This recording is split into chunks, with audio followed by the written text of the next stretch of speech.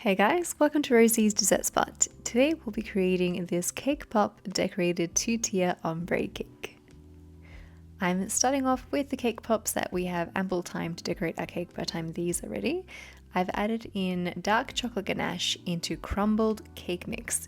This is an 8-inch worth of crumbled cake mix. I add about 1 cup worth of ganache and I'm just kneading it together until it creates a clump like this. It doesn't break apart.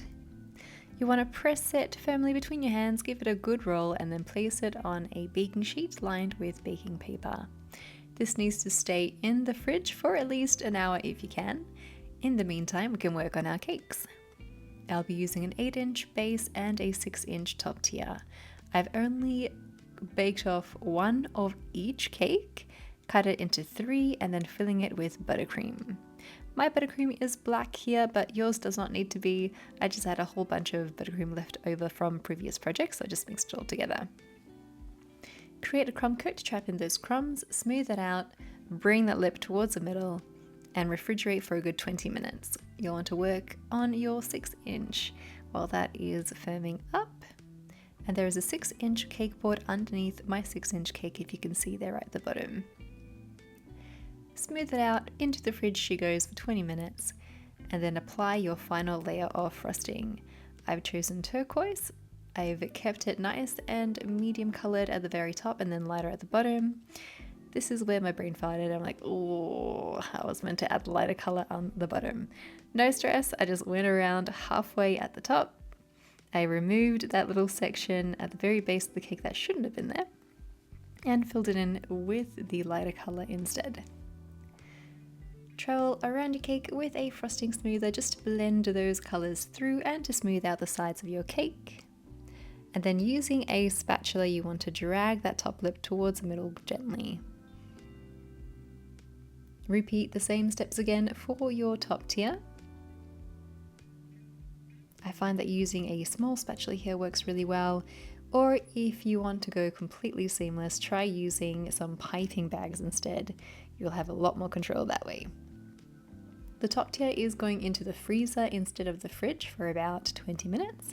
In the meantime, I'm going to dip my cake pop sticks into melted white chocolate and then feed them through the cake pop bowl only about halfway through. Into the fridge they go to set, and then take some melted white chocolate, some vegetable oil or something tasteless and very light colored oil. Maybe canola could work here as well. And then add in your gel food colors. I ended up adding a good 4 drops to get this light blue. Dip the cake pop into the chocolate, rotating it till it's all covered, and then tap off the excess. Rotate the ball and tap to make sure that you don't get any stringy bits kind of raised up as you tap off the chocolate. Sometimes you can get like a little, kind of like a little mountain on the other side. You just want to tap that back down into the chocolate. Allow these to set completely in your fridge and then continue with the different colors that you'd like. I've chosen the blue, purple, and yellow for this project.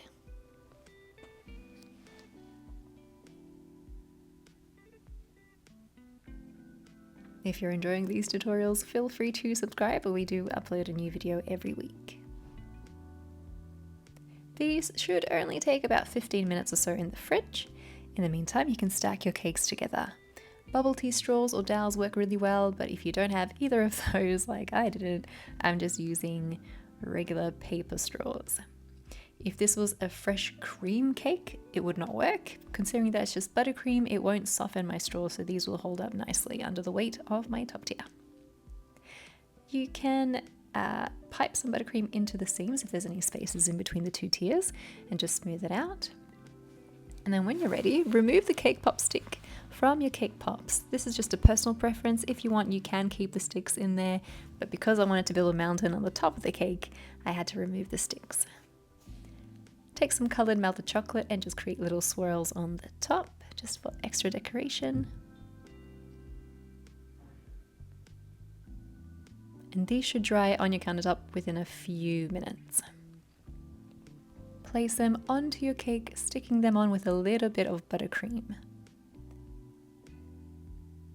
I added about 7 or so on the base, 4 on the second layer, and then 1 on the very top to create a bit of a mountain of cake pops. For the sides, I have added 3 on the left and then 3 on the right.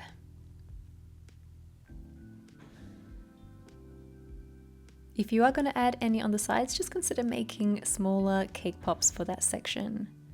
Mine did overhang a little bit, but it still looked okay. The butterflies I've created here are made out of fondant. I've just used cornstarch to make sure that my fondant doesn't stick to the bench top. You want to fold those in your hands and then place them in the middle of a paper fold, dry them off in the oven with the fan on keep warm. So you don't want to add any temperature while they're drying, you just want it to keep warm in there. While those are drying off, I've taken some purple ganache and just dripping at the front of the mountain and along the base of my other 2 little sections. So this is just white chocolate, gel food color, and fresh cream mixed together.